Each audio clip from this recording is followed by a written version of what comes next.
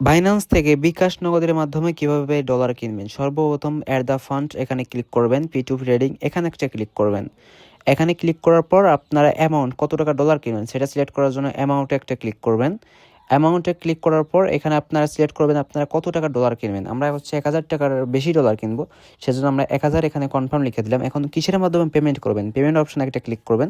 আমরা বিকাশের মাধ্যমে পেমেন্ট করব, যার জন্য এখানে আমরা বিকাশ সিলেক্ট করে কনফার্ম করে নিলাম।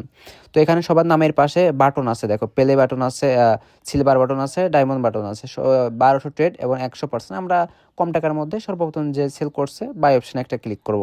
এখন আমরা বাংলা টাকায় কিনবো না, আমরা $10 কিনবো, এই জন্য বাই ইউএসডি ওখানে একটা ক্লিক করলাম। এখানে আমরা $10 কিনবো, $10 সেট করলাম, প্লেস অর্ডার একটা ক্লিক করলাম। ঠিক আছে গাইস, এখন উপরে যে চ্যাট অপশান আছে ডাইন কোনায় ছোটো চ্যাট অপশানে একটা ক্লিক করলাম, তার নাম্বার দিয়ে দিয়েছে। এখানে যে সেলার তার নাম্বারে আমরা ক্যাশ আউট করব, আমরা এখানে ওকা লিখে দিলাম এবং তার নাম্বারে আমরা টাকা পাঠিয়ে দিব। তো তার নাম্বারটা আমরা কপি করে টাকাটা পাঠিয়ে দিলাম। অলরেডি আমার টাকা পাঠানো হয়ে গেছে, কাট করে নিলাম।